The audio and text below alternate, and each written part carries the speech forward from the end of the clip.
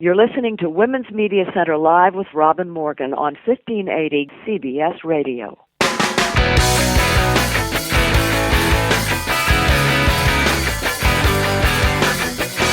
Welcome to Women's Media Center Live. I'm Robin Morgan. This week, my guests include a successful businesswoman who decided that business, Silicon Valley in particular, needs a whole new model, a women's style model, and she's succeeding with it. Also with us is a grassroots activist who may have done more already than anyone else to turn this country's gun obsession around, and she's just getting going. Last, a young singer-songwriter who, through her popular and deeply personal songs, gives voice to an old relationship challenge that's newly faced by her generation: how to love someone passionately, but not give up living your own unique selfhood. All that and more. But first, we need to look inside the headlines.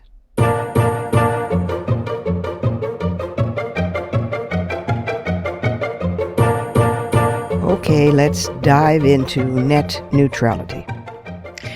For those of you who've been on Mars and aren't really sure what net neutrality is all about, in superficial brief, the FCC, the Federal Communications Commission, has rules that guide how Internet service providers, that's ISPs, manage traffic on their networks. And the aim is to ensure that they don't unfairly limit consumers' access to applications or to websites. So, in January, a court ruling struck down the FCC's previous version of these rules, and the agency is now collecting public comments on a proposal that would ban ISPs, Internet Service Providers, from blocking users' access to websites or applications, but, devil in the details, but allow some, quote, commercially reasonable deals between content providers and ISPs to prioritize delivery of some traffic, fast lanes and slow lanes. So basically this could turn the Internet into a pay-for-priority platform that basically resembles cable television more than today's Internet. This is not good. Net neutrality, good. Anti-net neutrality, bad. In a statement released a few days ago by the Women's Media Center, which I urge you to read, to go to womensmediacenter.com, we said, in the board of directors and the three founders and our president, Julie Burton, we said, I'll just read a few lines from it, the proposal from the FCC chairman to create a two-tiered system with fast lanes and slow lanes will allow cable and Internet service providers to discriminate against those who cannot afford to pay additional fees for faster Internet, and will segregate what should be a public utility to fast speed and access for the haves and slower speeds and limited access for the have-nots. And a two-tiered Internet would mean that women and minorities, people of color, would be placed into a marginalized and discriminatory position. So we are very much against giving the power to Internet service providers to pick and choose content and to determine the value of online content providers based solely on who can afford to pay the higher prices. I would be on the alert, if I were you, for a group called Broadband for America. You know, sometimes I think that almost anything that says for America is to be on the alert about. Anyway, they are largely funded by a single contribution from the National Cable and Telecom Association, the trade group that represents Comcast, Cox, Time Warner Cable, and others.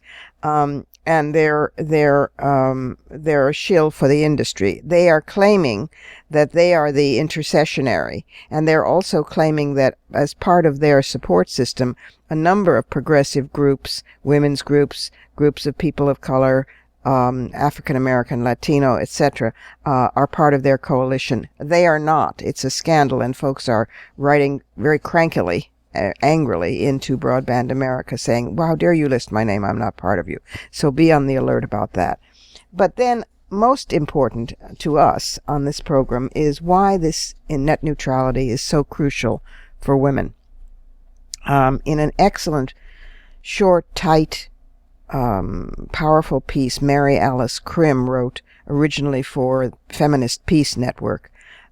She pointed out that women need to continue to use the internet to produce and distribute women-centric media, to organize and advocate for women's issues, to access resources, news, and information that matter to our very lives, to run businesses and build professional networks online, and to build community with friends and family and neighbors. That is because net neutrality prevents phone and internet companies like AT&T, Verizon, and Comcast from controlling the content that travels over the internet, or, from censoring our information online. Did you know that in 2007, Verizon blocked a text message that NARAL Pro-Choice America was sending to its own members? Yeah. Well, without net neutrality, that sort of censorship can become the norm. We don't want internet companies choosing which voices are important and whose views will be heard. By the way, this program would be effective because this program has a larger audience by many, many zeros than it does on CBS. It has a larger audience online. And that's the direction things are tending toward. More people listen to radio programs on iTunes than they listen to radio on all radio stations, terrestrial and otherwise combined. So the main audience for this program is online. And you know how we push the envelope here when we talk with each other, and the kind of guests we've had and the kind of content we tend to provide. And so we don't want that being censored, or we don't want somebody looking over our shoulder and telling us what we can say and what we cannot say online. Big phone and internet companies recognize the internet's value, and that's why they want to control it. Together, AT&T and Verizon and Comcast and Time Warner Cable have spent $75 million just in 2009 alone to start their army of anti-net neutrality lobbyists. So we're mobilizing now. And I urge you, if you feel so inclined, to drop an email to the FCC, to Tom Wheeler, who is a former industry person and is now heading the FCC, always not good news. And the address would simply be Tom, T-O-M, Wheeler, W-H-E-E-L-E-R, at fcc.gov, G-O-V. Tom.Wheeler, W-H-E-E-L-E-R, at fcc.gov, and let him know how you feel about net neutrality. It's really important. This is a real free speech issue on the highways of the internet, which are, we all know, the paths of the future.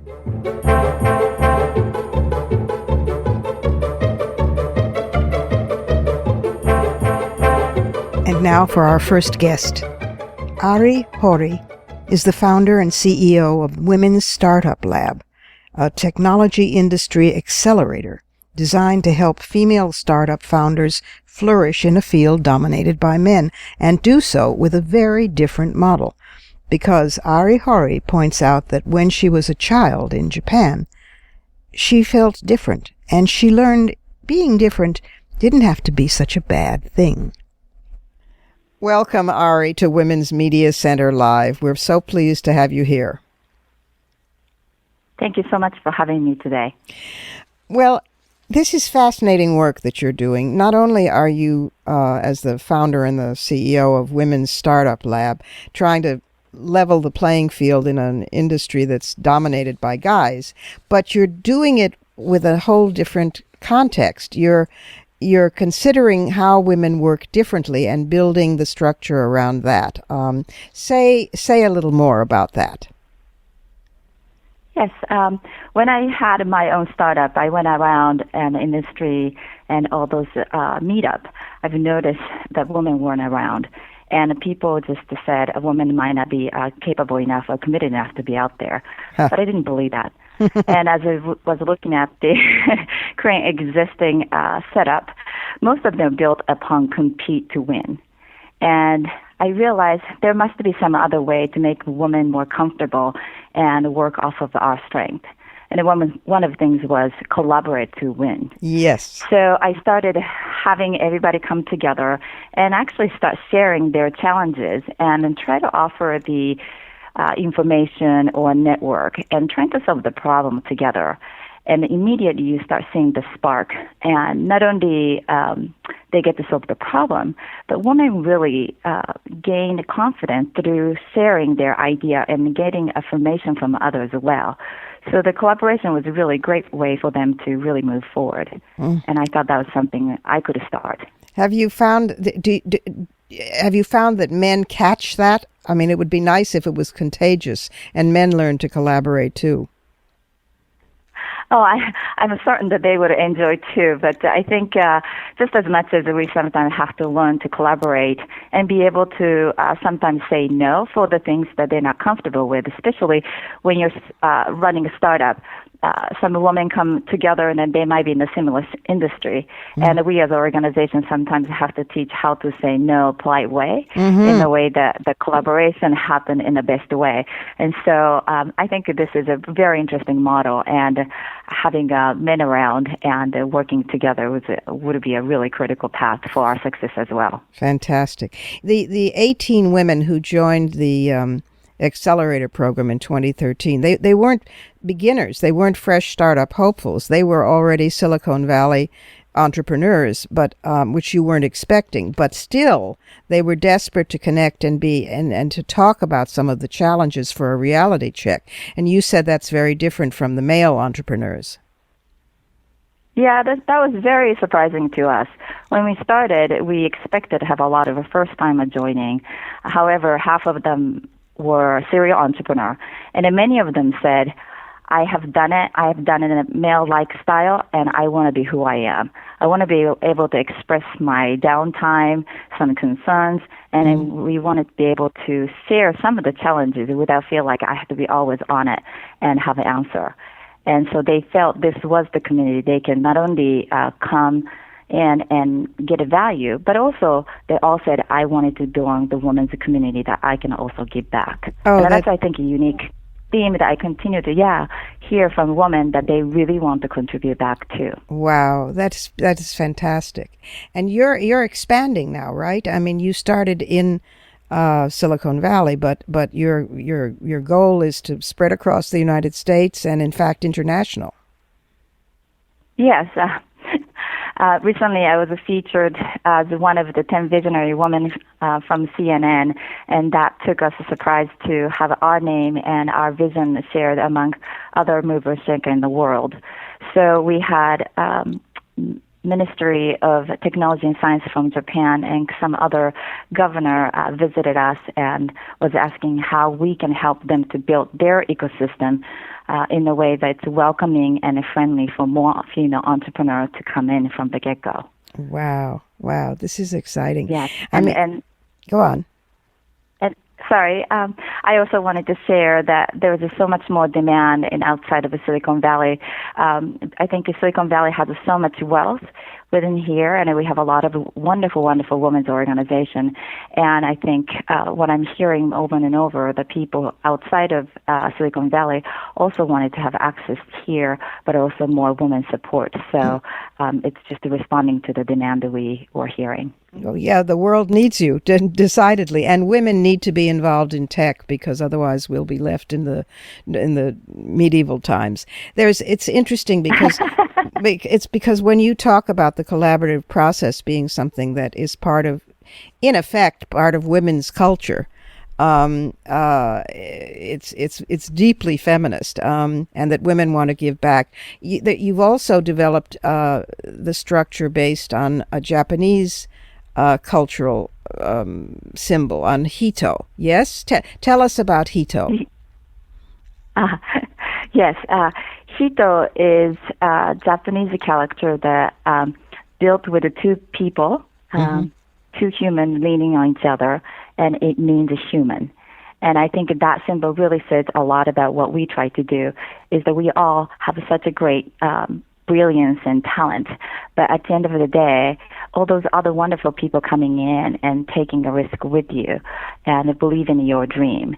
And I think we as Women Startup Lab try to create this powerful community that women can step in and others, both men and men, can support their vision, where we can truly build amazing startups that make impact in economy level. I often see the ecosystem in Silicon Valley are male-dominated in a way that they also miss out to find some of the opportunity to be led by and created by women, which sometimes are not reflecting the purchasing power that women holds at 80% now. And I think a Hito concept really represent how we have to work together. It's beautiful. It's beautiful, and so are you. And I thank you for what you're doing. And you'll be bringing. Let me put it this way: you're not only bringing women into the 21st century, but you're bringing tech into the 21st century. You're making the tech structures understand that we do this together, or it doesn't get done at all. And if you try to do it, it's exciting time. Yeah, if you try to do it with only the guys, and then you're leaving out half the world, and that is no longer acceptable. So thank you. I have completely forgotten. I will mangle this, but I will try to say thank you in Japanese. Isn't it arigato? Correct. You're doing it right. All right. Arigato. Well, thank you very much. And thank you for being with us on Women's Media Center Live. And keep on doing the great work you're doing, Ari. Thank you so much for having me today. We have to pause for a short break here. This is Women's Media Center Live, and I'm Robin Morgan. We'll be back in just a moment with Shannon Watts, a woman who was born as a grassroots activist, full-blown, the day after the tragic shootings at Sandy Hook in 2012, and she hasn't stopped since.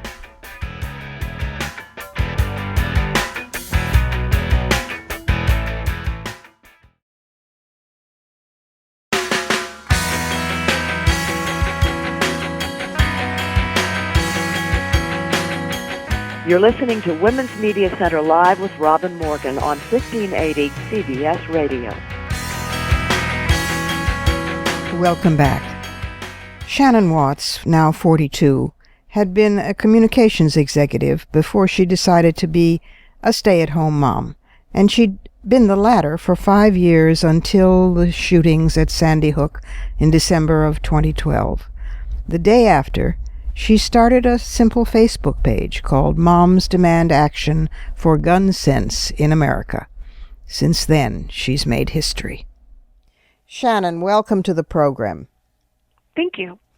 It was so wonderful to see a mobilization specifically of women on this issue and moms on this issue. But what is maddening to all of us in this insanity is that an atrocity happens.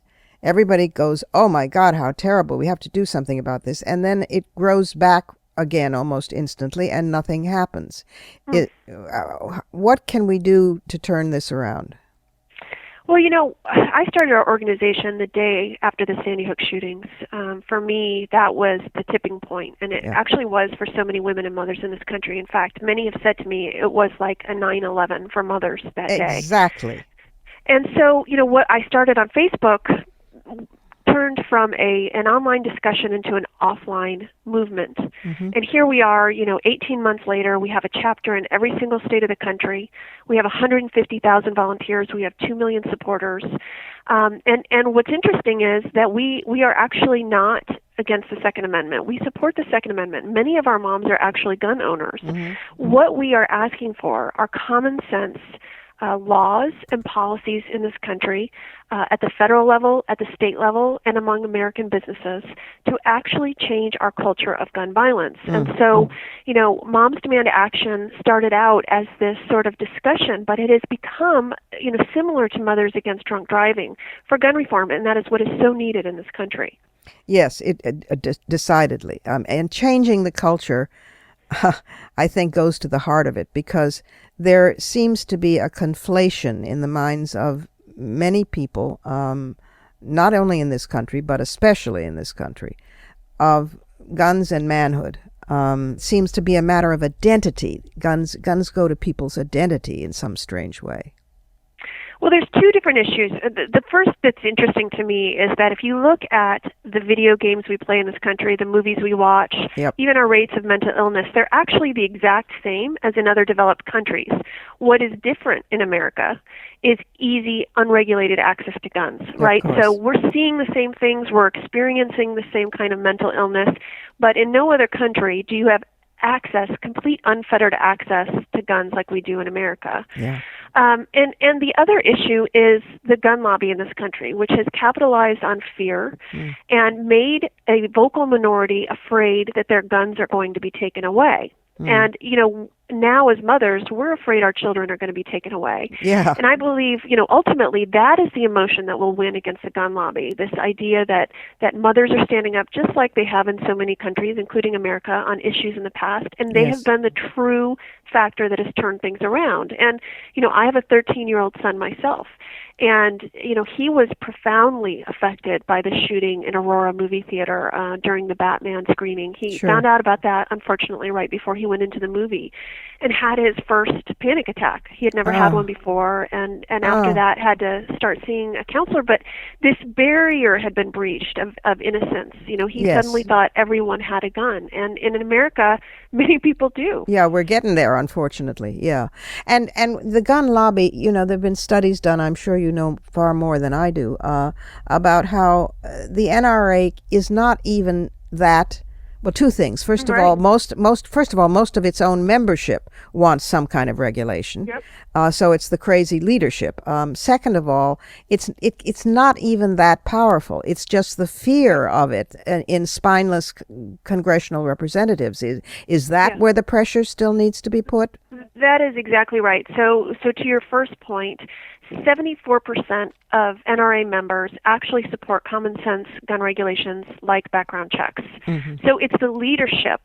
And, the gun manufacturers actually sit on the NRA's board. So this is an organization that is purely and simply motivated by profit. In fact, just a decade ago, Wayne LaPierre, the CEO of the NRA, supported background checks. But when he realized that was not a profitable position, he changed it.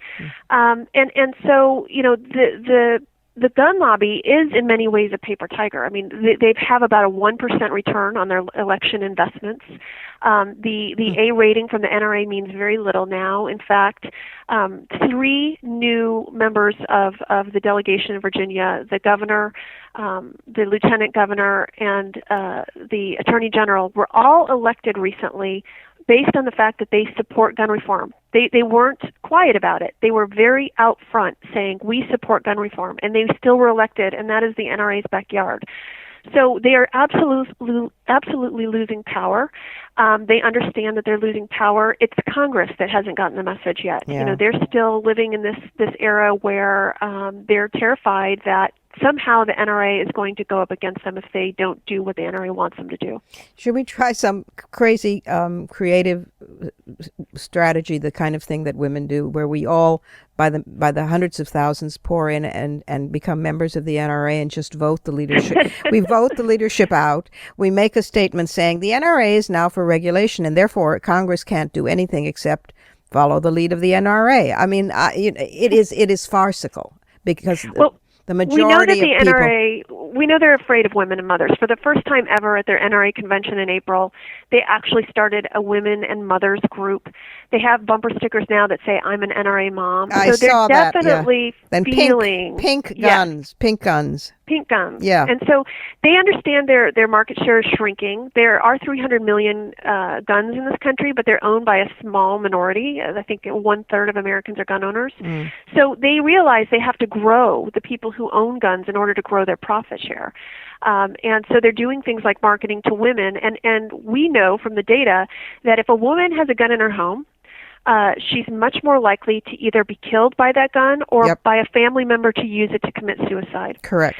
And so, this idea that they're somehow, giving us a public service announcement, it's actually a marketing ploy. Yeah. Well, some of us in the women's movement are listing this as a feminist issue. Yes.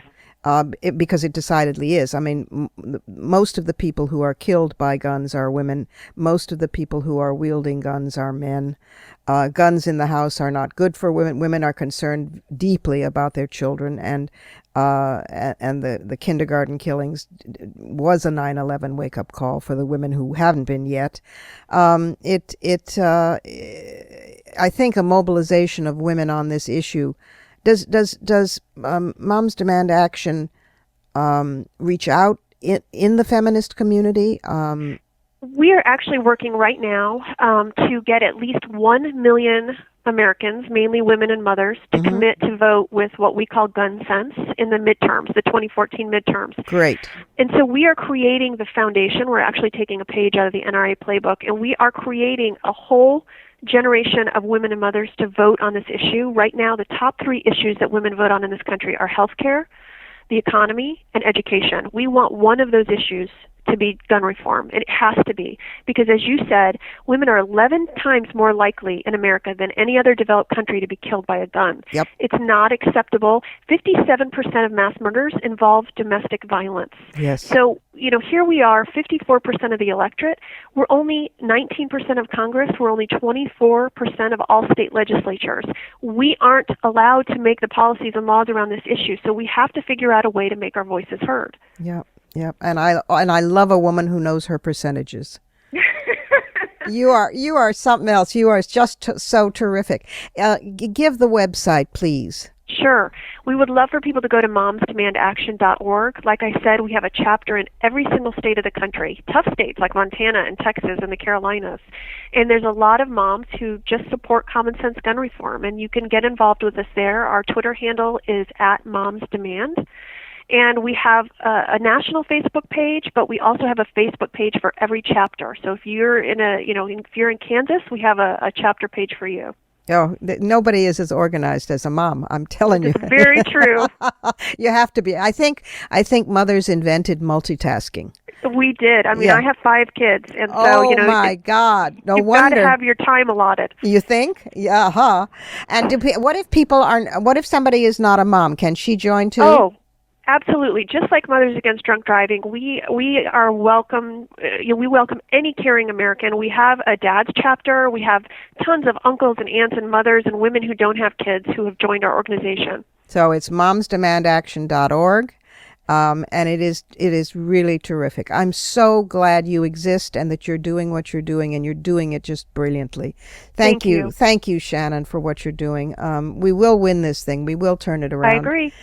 They can't stop us. And thank you for being with us today on Women's Media Center Live. Of course. And now it's time to stop over in the Surrealism Corner.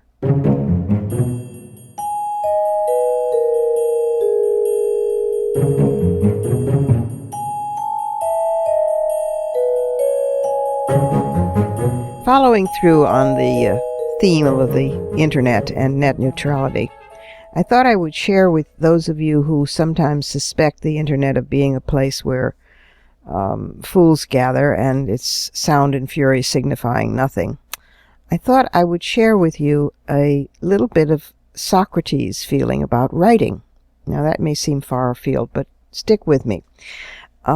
Socrates once admonished that the so-called technology of writing would devastate the Greek tradition of debate and dialectic, and would render people incapable of committing anything to memory, because, he said, knowledge stored was not really knowledge at all. And he cited the parable of the Egyptian god Thoth, or Thoth, depending on how you pronounce it, and how he invented writing, offering it as a gift to the king of Egypt, Tammuz, who met the present with defiant indignation, saying, "This discovery of yours will create forgetfulness in the learners' souls, because they will not use their memories. They will trust to the external written characters and not remember of themselves. The specific which you have discovered is an aid not to memory, but to reminisce, and you give your disciples not truth, but the semblance of truth. They will be hearers of many things, and will have learned nothing. They will appear to be omniscient, and will generally know nothing. They will be tiresome company, having the show of wisdom, without the reality. Now, Tammuz and Socrates, who told the story, were actually wrong. This is a special blow to those of us who love Socrates, but the truth is we have survived writing, and we have not become even more stupid than we were before we knew about writing. And the internet, about which many of these things could be said, we will survive it too and turn it to a tool which is for knowledge, not against it, because it can be a miraculous communications tool, as we well know. That is, if it stays one lane and open to all. Meanwhile, interesting that Socrates thought writing was a great leap backward. But then, that's the Surrealism Corner.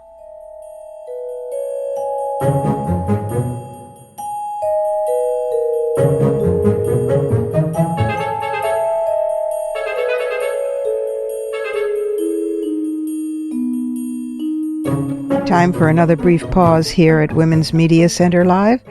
I am Robin Morgan, and I'll be right back with the music and words of a young singer-songwriter who is giving real voice to an entire generation of women who are just discovering anew the complexity of trying to retain your individuality in a relationship, much less your career or your art.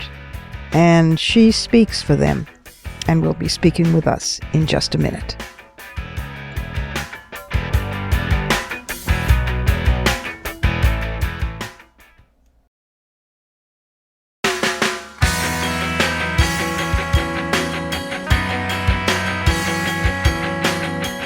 You're listening to Women's Media Center Live with Robin Morgan on 1580 CBS Radio. And we're back again. Our next guest, Melissa Geiges, has had a remarkable span of success, especially for someone so young.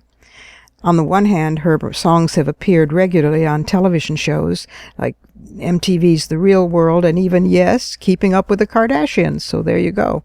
On the other hand, she's also performed at the White House and the Kennedy Center and in a European concert series. Her debut album, Evident, won a loyal following for her, and a feminist one with songs like I'm Not Your Bedtime Story.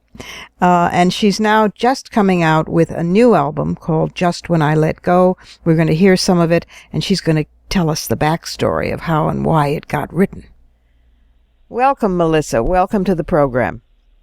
Thank you for having me. Happy to be here. Well, congratulations. This is a fantastic record, your new record, Just When I Let Go. Before I get into talking about it, is it out? It's available on iTunes exclusively now, and everywhere music is sold and streamed, and that's going to be on July 22nd.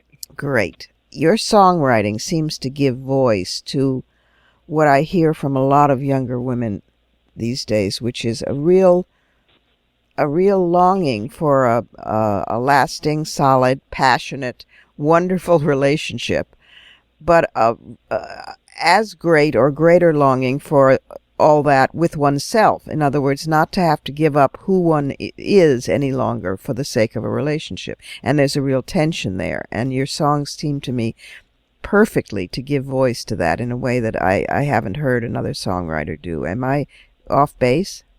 Well, I would absolutely agree with that. It's taken a lot of time to figure out how to balance my music and relationships. Mm-hmm. Actually, I have a whole song about that. It's called I Was a Criminal, and it's about someone making me feel like I'm committing a crime because I'm so passionate about my music. Was he competitive with your songwriting?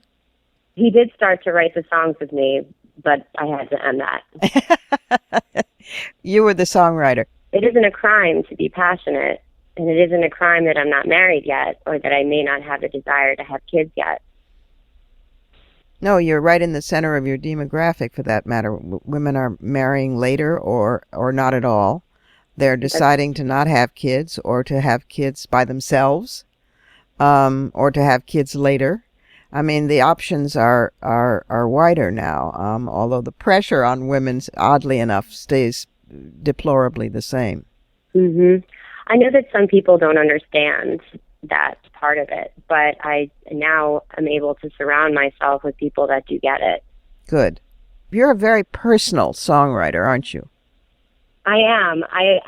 I'm very much an observer, and I acknowledge relationships around me, whether they're my own or others, and I take inspiration from that. Mm. What's your songwriting process? Is it I always like to ask songwriters this. Is it the music first and then the words, or vice versa? It isn't strict. I usually come up with maybe a lyrical idea, and then I'll sit at the piano and decide whether I want to write it in a major key or a minor key, or sometimes I just sit down at the piano and come up with something and feel what kind of mood that I'm in, what's going on around me, and I'll take it from there. You've been writing songs a long time already, even though you're very young. I have. I've been writing for about 10 years. Wow. Actually, maybe about 12 years. I was inspired by a friend of mine, and it's been a great process throughout those years.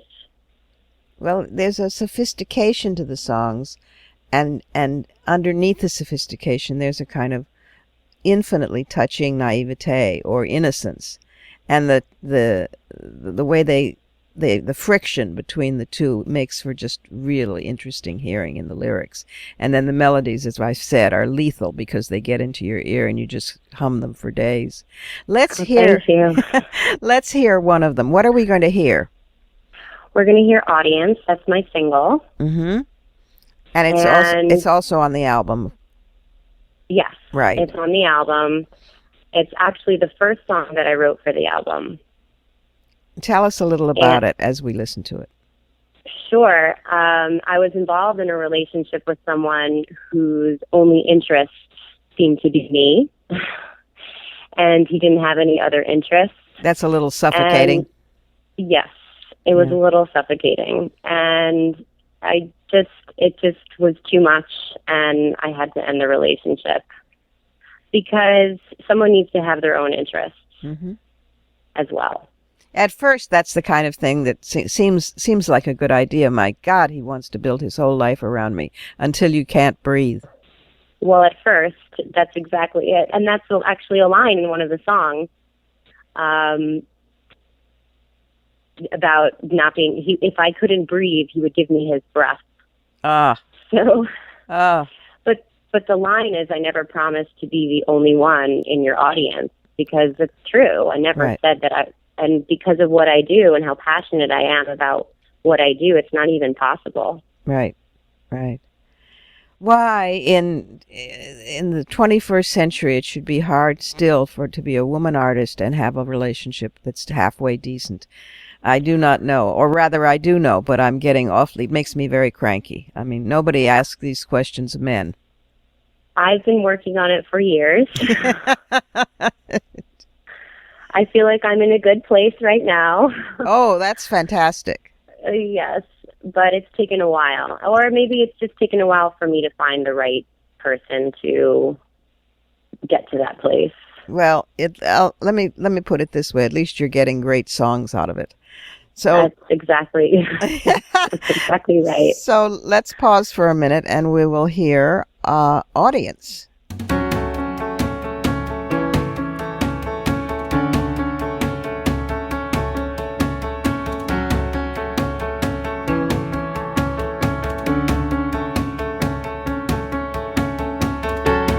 At my doorstep you stand, holding a gift in your hand. You'll give it to me and think we're clear, but you'll forget we were ever standing here. You can't use me to make yourself alright.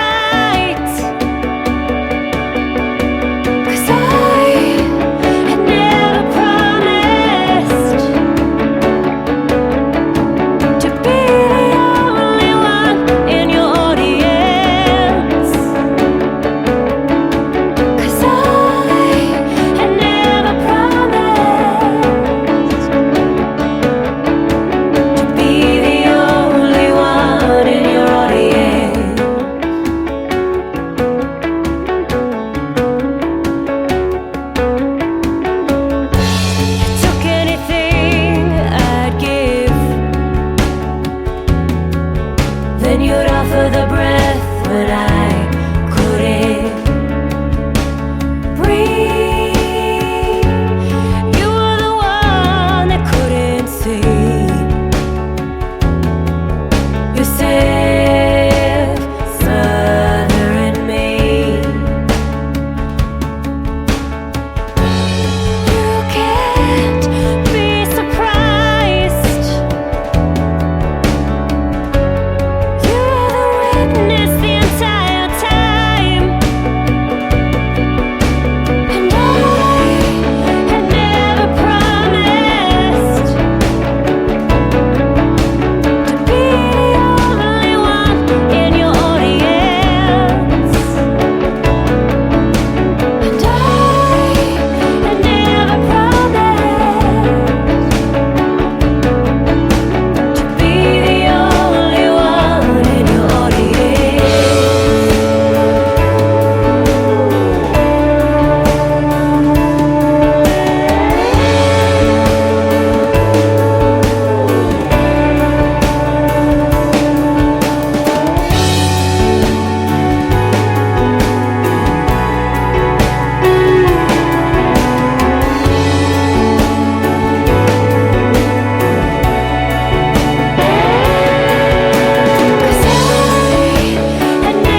promised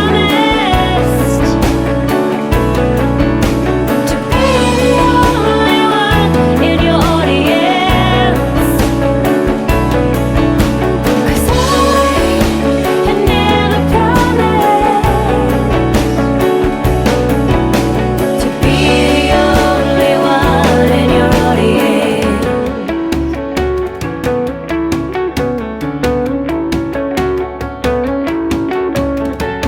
At my doorstep you stand,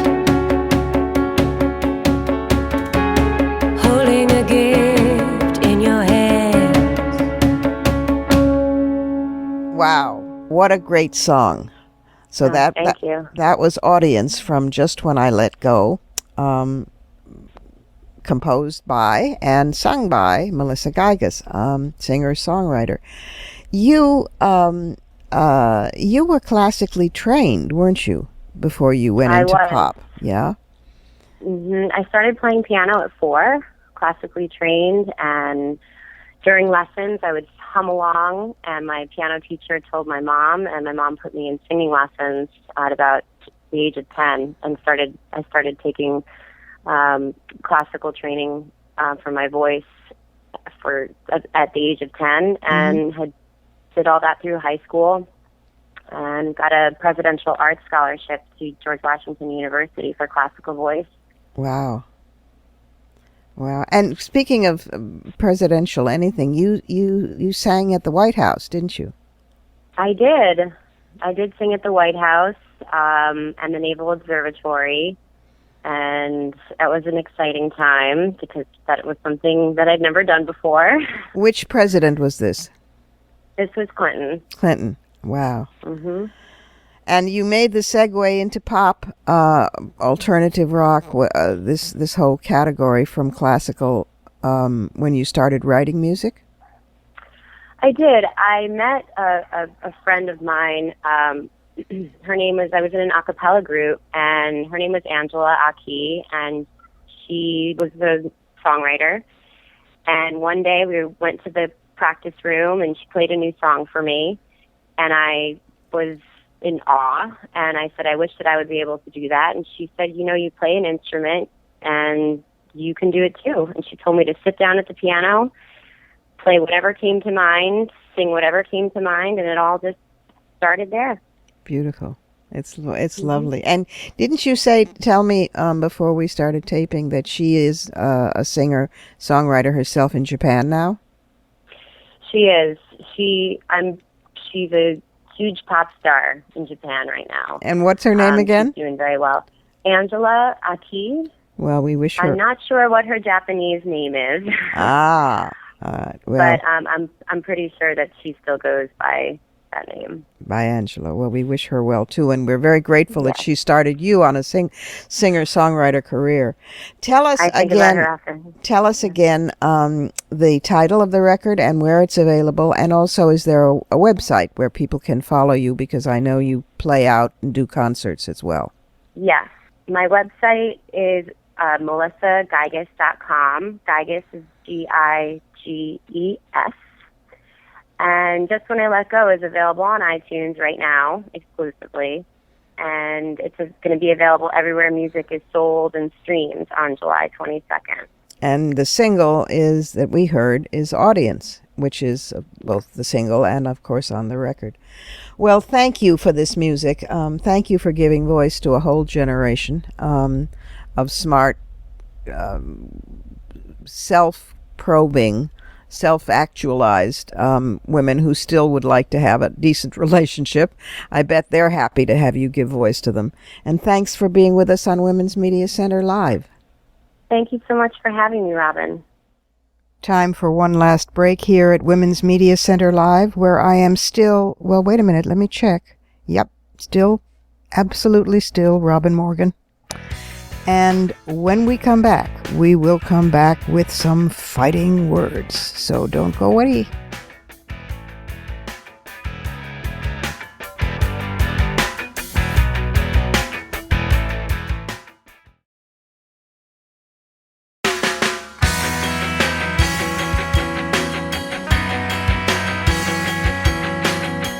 You're listening to Women's Media Center Live with Robin Morgan on 1580 CBS Radio. Welcome back again, just in time for Fighting Words.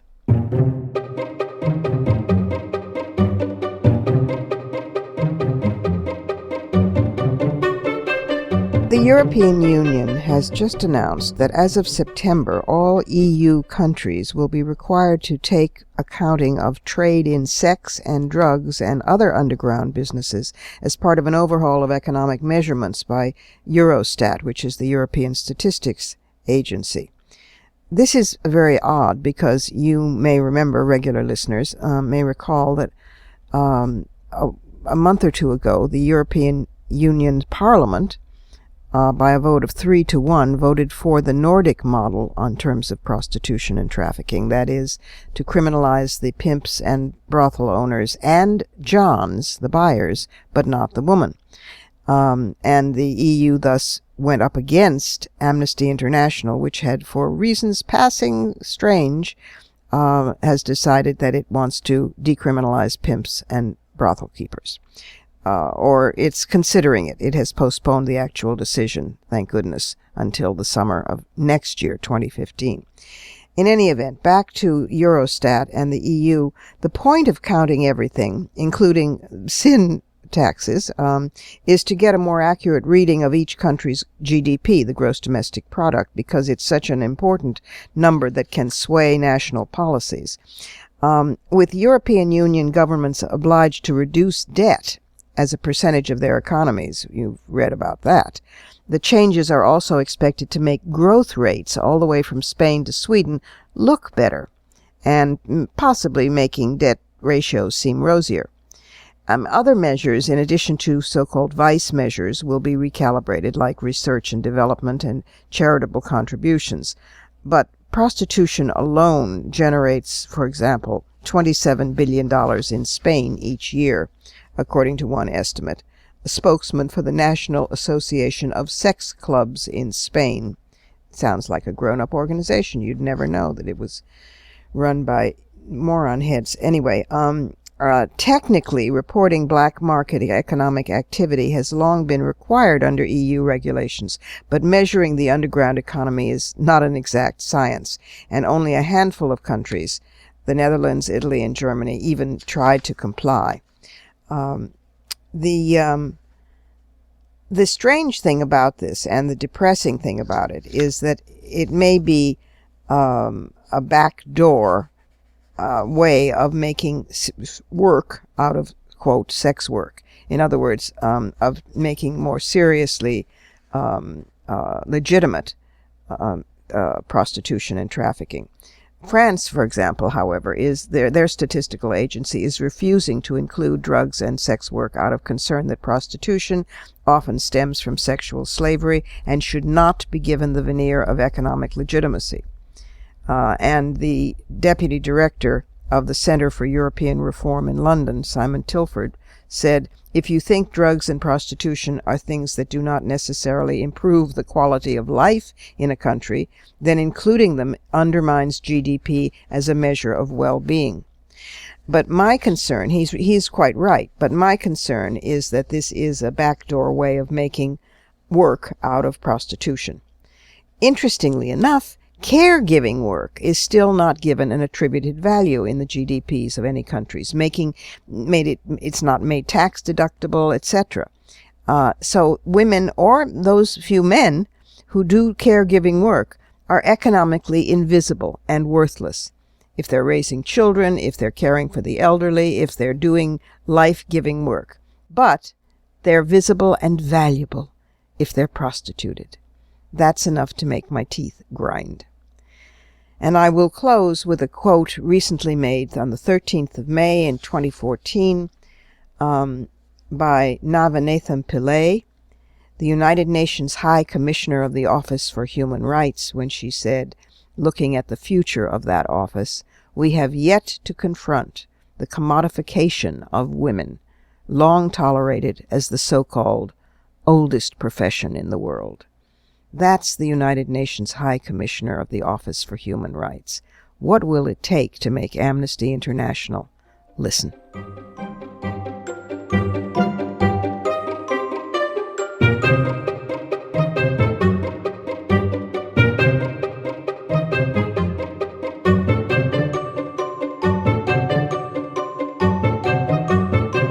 And that's it for this week. You've been listening to us on CBS Radio WJFK 1580 AM, or you've been visiting us at WMCLive.com for this and for a whole archive of all our previous episodes. Be sure to find WMC Live on Facebook, Twitter, and at iTunes worldwide, where you can stream, download, and subscribe to our show's podcast. Portions of this program were taped earlier. Views expressed here do not necessarily represent the WMC. Here's the family for Women's Media Center Live. WMC President and Executive Producer of this program, Julie Burton. Senior Producer, Crystal Williams-Chancellor. And our founding sponsor, Regina K. Scully. I'm Robin Morgan. Thank you for being with us. Join us next week when Renee Schmidt of She Bites, that's Bites spelled with a Y, will talk technology and women with us. And the great new singing team Laurie Rubin and Jenny Terra will share their story of classical training, disability, love, partnership, and now pop music. And multiple prize-winning Nigerian novelist Chimamanda Ngozi Adichie, the woman whose feminist call to action was sampled on Beyoncé's song Flawless, will join us by phone from Nigeria. Where else? Right here on Women's Media Center Live.